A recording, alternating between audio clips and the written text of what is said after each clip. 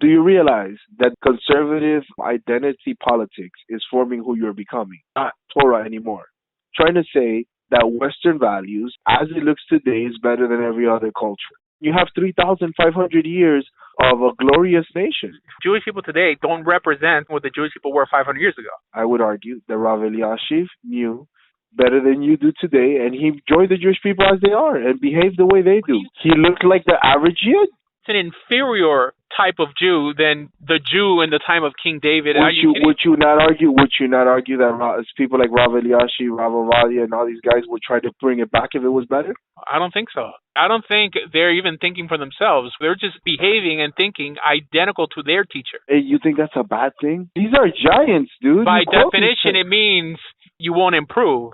Now, yes, you won't be any worse than your teacher, but you definitely won't be any better either. Then you're foreign. You're doing the ways of the Goyim. The ways of the Goyim only apply when they're contradicting Torah values. They're following the ways of the Goyim. To live in another social environment that is not the social environment of your people? My people are people who identify with Torah values and emulate Torah values. These people emulate European values of the 1800s. Now, really? I mean, it's not, yeah, absolutely. By the simple fact, they don't mind dressing like that, knowing that it alienates probably 60% of the Jewish world, shows that they're elevating custom over results. What you're doing is you're calling every single person who does that, dressed like that, and behaves like that, an idiot.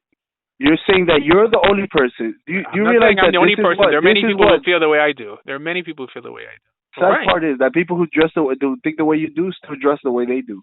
Right, and dressing that way doesn't make them in any way smarter, but they still do it because they prefer social, geographical tradition to result in making Jews. But 50% of the Jewish faith is a tradition, and I'll tell you why. Because you need to use the religion in order to preserve the meanings of stuff. If you don't do Netilah Yadayim 50 times, you don't really know what the word Al means.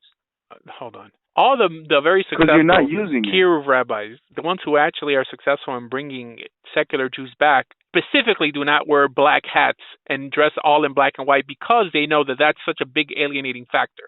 So you're telling me that these individuals who actually get results are in some way lower to someone who will not, in his mind, lower himself to dress like the average man just to bring someone back to Torah? But we're not necessarily talking about dressing here. What we're talking about is these customs that you're grabbing, that you're putting the Waspa-ite culture higher than the Jewish culture.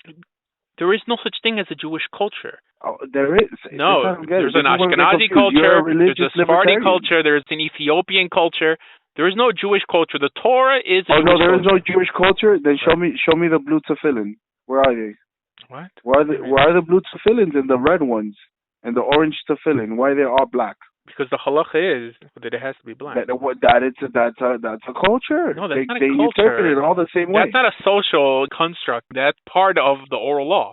It's not. That's not culture. We're talking about behavior. Why did the Sephardi grab all the Ashkenazi customs if there was no benefit to it? It says that they're following the winners.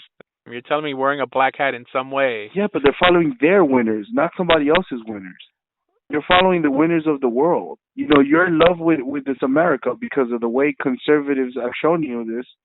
And I respect that. You can make your choices, man, but I believe it's inferior. What I'm saying is the following. The conservative view, less than a year ago, was every liberal hated the Constitution. The Constitution is the greatest thing on earth next to the Torah, right? For Jews, next to the Torah. The Constitution every is the great leftist, thing. not every liberal. Well, every left. You see, even the language you use. Dennis Prager makes a difference between leftist and liberal. Of course. Now you make a difference between leftist and liberal. I don't do it just because... You guys all sound the same. Well, we have to emulate those who we think are correct, just like you do, just like everyone else does. Right? Yeah, but for me, those are correct are all Shomer Shabbos. I do not admire any man who's not Shomer Shabbos. I'll take his works and I'll use it as science for business. All right, but I don't admire them. Why would I admire somebody? Why would I idealize somebody who ultimately is not even alive? All right, because they say you're viewing the world culturally, not ethically. Ideally, what's true, what's divinely inspired is what works and what's ultimately ethical. If a pagan is doing the ethical thing, I'm going to admire him for doing that ethical thing. Where is the word ethical in the Torah? Where do we follow God because he's ethical? We don't follow God because he's ethical. We follow God because he's God. No, well, Because he says, "Anohi Adonai Elokecha." I am the Lord your God. Period. He didn't say, "I am the Lord your good God." And it's in the context. First of all, surely you're not reading the same Bible I am. I don't follow God just because he's God. I follow God because he's ethical, and I think that's what appears in the Torah. In the narrative of the Torah, when he revealed himself to the children of Israel, the children of Israel were not even familiar with him or his ways. So he had to show the children of Israel while they were in Egypt that he was a good God, a loving God, that he cared for them. This is why he used signs and wonders, and he punished their oppressors. Once he was validated in the eyes of the Jewish people as ethical, then they were able to choose him as his God. And then he killed them all. All of them. So what's the problem? What do you mean? So much love there. He gave them a choice, and they failed. They accepted the Torah upon themselves, and they broke the same Torah. So okay, what's the problem? We have different worldviews. My worldview is God doesn't have to be good for me to love him. The fact that he's good is a bonus. I'm super happy that he's good. For me, God has to be good for him even to be God. All right, that's a different worldview. You're viewing the world the way pagans used to view it, that their gods behaved worse than people. In other words, I'm not saying God is bad. The reason they followed God, no, I'm not saying that God is bad, but you're saying that it's not the reason why you follow him. Pagans used to follow their gods. It's not the reason I follow him just because they could relate to them. He tells me to follow him. It's the first commandment. He's giving the commandment to a bunch of people who he first validated himself as ethical to before they would even come with him out of Egypt. You understand? This notion where they just believe me and follow me because I claim to be God. I understand and disagree. I understand what you're saying. Okay, so why don't you just follow Zeus and any other god who claims to be a creator? Because he's not true. Okay, so the only way in Isaiah, reiterating a Torah concept, it says the holy God is made holy through righteousness. In other words, he's made holy, not true, or not. Holy means special, validated, set apart. Okay. Yeah, but not true. Not true. That's not. That's not what he's saying. True? I mean, you're using the word true. Then what's the difference? Holy and true. Okay. I mean, it's really synonymous here. Okay. Let me ask you a question. For something to be holy, it's got to be true, correct? No. Well, yeah, it has to be true. But so it says that he's made holy through righteousness. In other words, through being good, through being ethical, is why we consider him like we do. You're saying no. Because let me ask you a question. You have a cat. Your cat's name is Murphy, right? Mm-hmm. If that cat serves you, it's his obligation to serve you, whether you're good or bad to it. You own that cat. That cat doesn't have free will.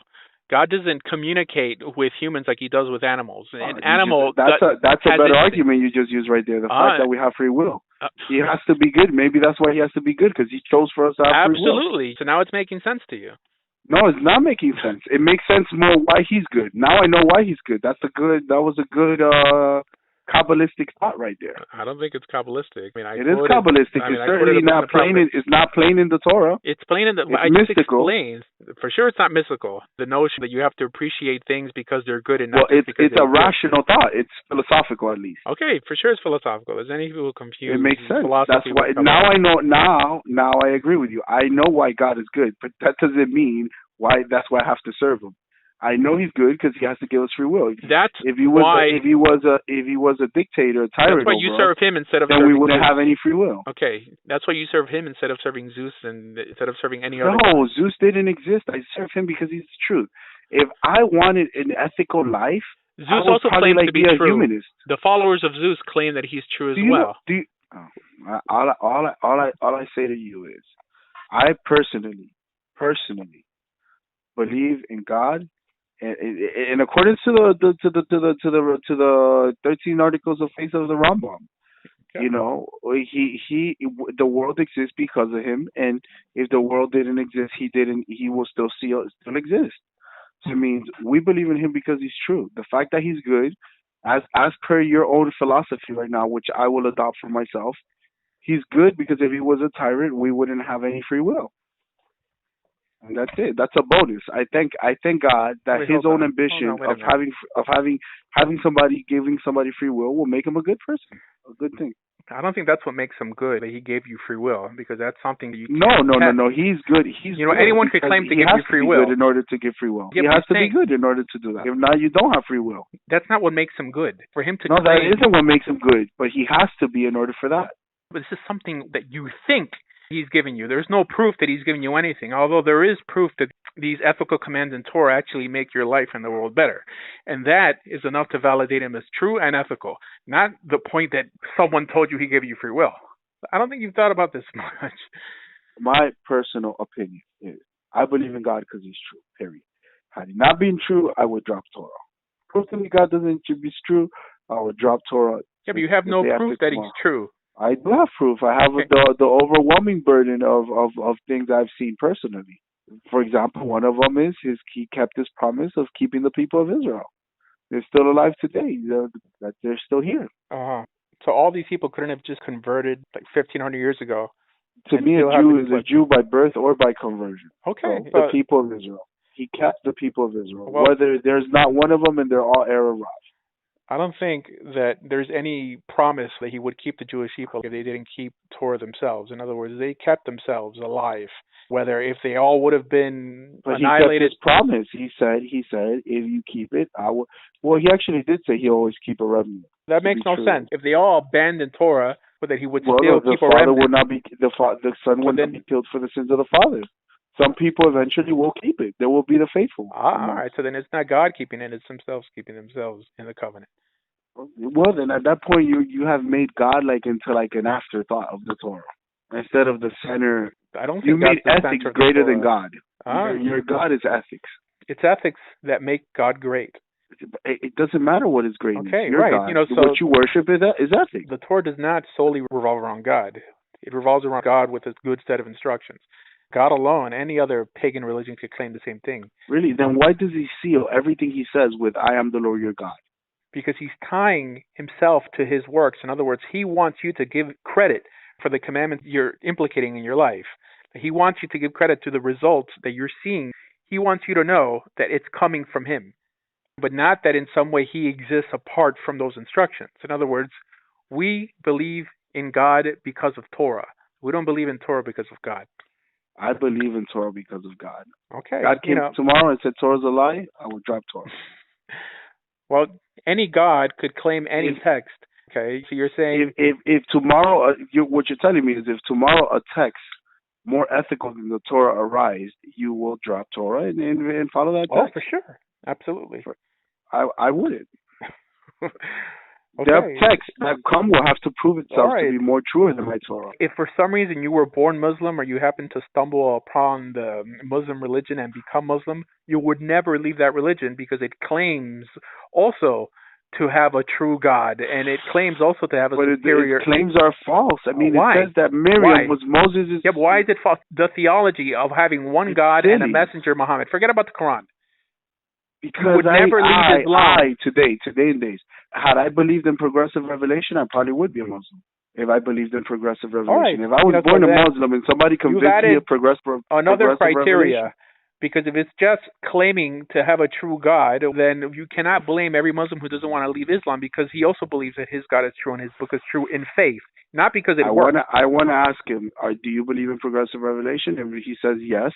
That's a theological idea. Okay, but you cannot believe in Islam if you don't believe in progressive revelation. I understand, but now you've added which is why you're not a Muslim. I'm not a Muslim because the Torah came before the Quran, and the Quran copies every Torah ethic and adds stories which I think are neither here or there. So you don't believe it because it's not true. It has nothing to do with ethics. Of course, it has to do with ethics. I mean, so would you say that Judaism, as is being lived today, is more ethical than Protestant Christianity? I think the precepts that exists in Judaism is what was borrowed by Christianity to make it ethical. Is modern day Judaism more ethical? I don't need an apology. There's nobody else in this debate. This is two friends talking. Tell me what you believe in. It's just as ethical. All right. If it's the same, then you could go either way. Judaism is older, and it was the creator of those ethics. It's different when one group borrows the ethics of another group. Then so you believe that Christianity is just as ethical. The fact that in Christianity I could go ahead and I could get in business with you, mess up your entire life economically, and God is going to forgive me without paying any restitution to you. God does not obligate the Christian to pay it back. No, he doesn't. Not in the New Testament. Where? Show me one New Testament verse that he obligates the Christian to pay it back. If you stole from your brother, pay it back. Please show me that in the New Testament. There are many commandments that don't appear in the New Testament. Okay, every Christian adheres to every ethical command in the Torah. Every ethical command. They do? Yes, they absolutely. do. Okay, you haven't been a Christian in a long time because the reason why I brought this up is because it happened every single day. I did something nasty to somebody, but God forgave me for that. So no, whether God forgave you or not, what does that mean that person is targeting someone to be unethical too? You understand? They know that there's a standard of ethics. They don't feel like they owe anybody anything. And they just screw somebody else up, and that's unethical. By definition, is unethical. Are there Christian principles that teach you or tell you to be unethical? If you want to continue believing that Christians walk around thinking they could steal from people and not feel bad, I don't have to. I was a Christian, and I lived amongst Christians. So that's your statement. And I saw them do it. So that's your statement. Christians feel that they could steal from people and not pay them back. Okay. If you want to believe that, they feel is that they do it, and it's okay. No, there's a lot of Jews that do things they're not authorized to do. Okay, Christianity does not teach you can steal from people and not feel remorse by not paying them back. I mean, what are you talking about? Like, if anything, I mean, Jews nowadays... Right there. Know this day, I owe no man nothing but to love him, because JC paid for everything. No, that's not true. It's in James. That's not true. I mean, the argument is just getting sillier and sillier. All right, if you want to believe it's silly, it's silly. I mean, it's, whatever you want to believe. You are a big victim, to my opinion, of identity politics. If that's how you feel about it, I respect that. But I got to tell you the truth. The New Testament tells you how you're validated in the Spirit to be saved, for you to be forgiven by God. It says that a good tree does not produce bad fruit and vice versa. In other words, good deeds, i.e. keeping with the ethical commands in the Torah, is a validation that you're going to be forgiven or not. And this is a basic tenet of Christianity. That someone and it also says if you repent for something, you don't have to pay back for it. It doesn't say that. That is the concept of Christianity. All right, no restitution. So there's no verse that you want me to show you John MacArthur saying no restitution is the foundation of Christianity? These are the big hachamim of Christianity. All right. I'm going to put this call online, and we'll see what people say. No, do not put this call online.